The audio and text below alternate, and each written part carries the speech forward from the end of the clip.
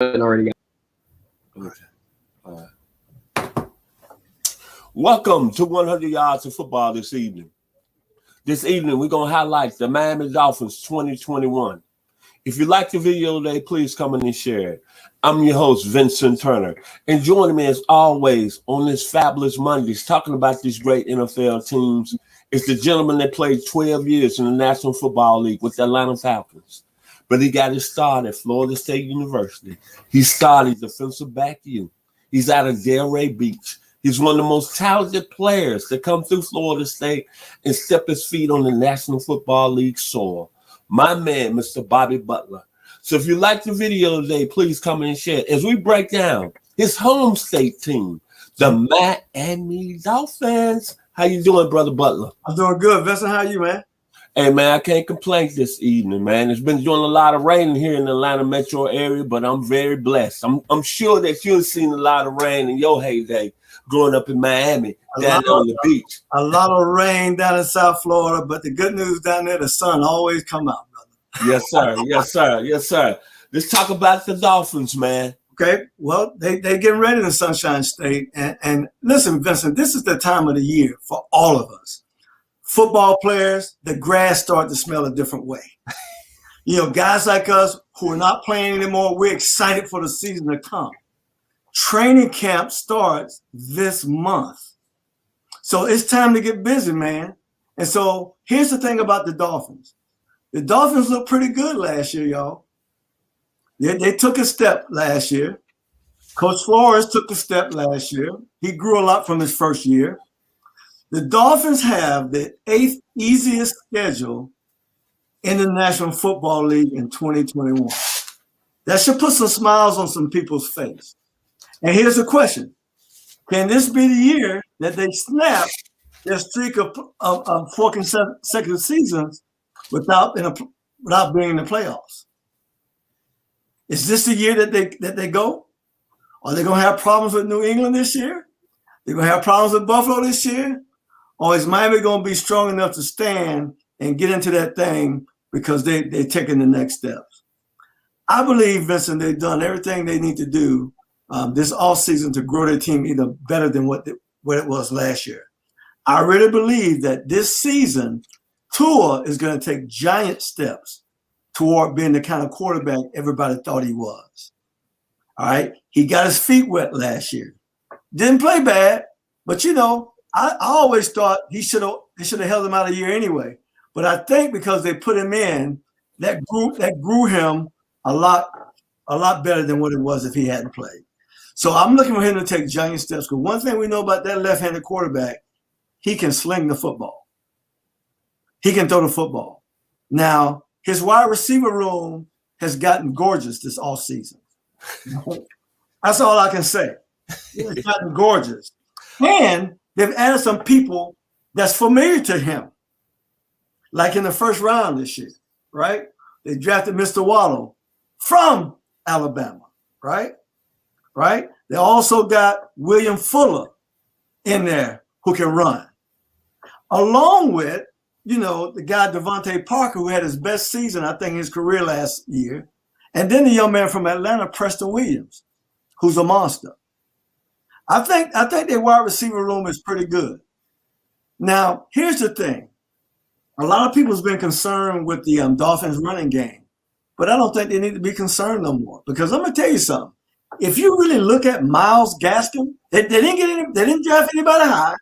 Everybody was hoping they draft somebody high in the running back game. Remember our conversation here on 100 Yards of Football. Running backs and wide receivers are a dime a dozen. You just need to get yourself up front right, and anybody can tote that football.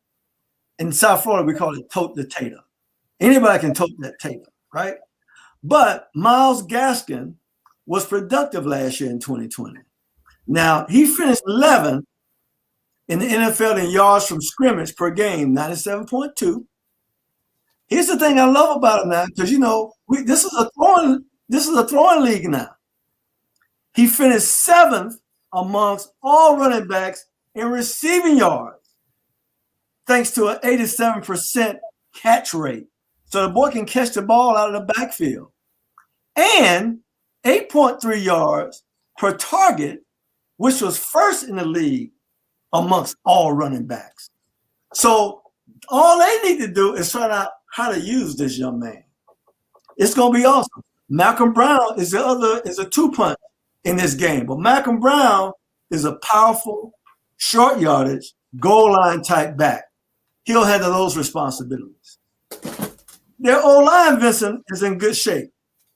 It's solid across the board. And here's what I love about them. This is what I love about this team right here.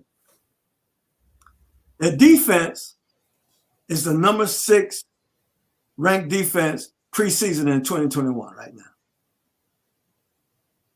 Think about that now. Last year, they played really well on D.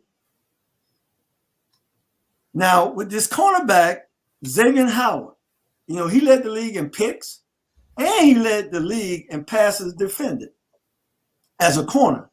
And Byron Jones is a bad boy on the other side. But what that allows Coach Flores to do, Vincent, and this is like music to my ears, it allows him to play zero coverage. They don't need no help from the free safety. They can line up and take the receivers out. As I like to say, they'll lay hands on the receivers, and they're confident that they can get the job done. Now what Coach Flores can do, he can orchestrate these blitz packages that he's got. He can send his linebackers. He can send his corners, his slot corners. He can do all this stuff. And next thing you know, they're going to be saying, he came out of Bill Belichick's tree. Because that's how they do it. And so he's got the personnel. Hey, that other young man from Alabama, who was a rookie on that defensive line last year, he about 6'7", about 330. Raquan Davis, y'all ever heard that name? He's going to be a star in this league, y'all. Trust me when I say that. So that defense is going to be all powerful, led by Coach Flores. And that's going to help them become the team that they need to become. Because in this game, in this day and game, you saw how Tampa Bay won it last year. They didn't win it all just by throwing frisbee ball. They had the best defense on the field last year when they played the Super Bowl. And so I see Miami taking that step, and I'm happy to see the Dolphins possibly back in the lineup. I'm going to say this about the Miami Dolphins. Coach Flores is a guy that really surprised me from a football standpoint, where he took that team to be real respected at 10-6. Him and Chris Greer, the GM, they're doing something special in South Florida. Yes, they are. And they made moves. Remember when Coach Flores got there the first year, a lot of people were saying, hey, man, what is he doing? Especially when they got beat by the Ravens in his first year, 58-0. That's right. But what I like what he done, he stayed pat to his game plan. Went out, got rid of people that didn't fit his system. That's right. He did what I said that should have been done. Miami Vice from 85 to 89. When Ricardo Tubbs and Sonny Crockett came on the scene, but they got stronger each year. They was on TV. And they became the highest rated TV show in Miami. But I like what he's done as far as drafting. Yes. I don't think nobody needs to be worried about Mr. Tua out of the University of Alabama. I think most of our last year, he was still favoring his hip. He wasn't really healthy. And if I can say anything about Coach Flores, I think he should not play the Russian roulette chair with him and Ryan Fitzpatrick. Right. And I think Mr. Tua got in, he was kind of hesitant. But this year, I think when it's all said and done, as you said, some toys looking good at the wide receiver spot. Mr. Waddle is explosive. Can we say Tariq Hill number 2?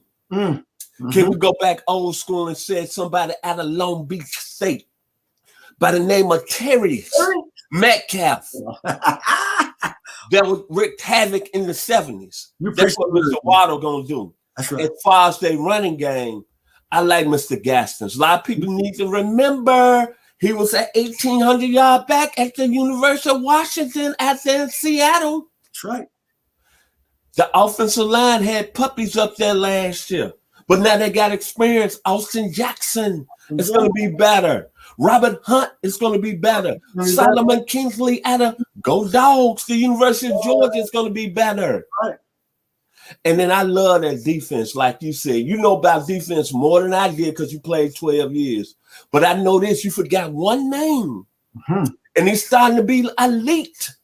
He's starting to make everybody know that he's starting to be one of the best linebackers in the game. I'm surprised you forgot his name, Bobby. Mr. Can I say his name with a Mr. Jerome Baker? That's him. 112 tackles last year. 7 sacks. And he's representing who? The Ohio State. He's representing Pepper Johnson. That's right. AJ Hawk. Chris Spellman. Great linebackers that played at this level. That's right. And you talked about Mr. Howard. Somebody today told me to please state that this guy might be the best corner in the game. I'm going to call him Mr. Howard from Baylor University, Mike Singletary. My man, Mr. Mark Denham. You should know him, Bobby, the guy with the voice. He said that Mr. Howard is the best DB in the game. You can't argue. Can't argue with INTs. Can't argue with Led the league in pass defense. And he's a guy that can shut down the whole side of the field. That's right.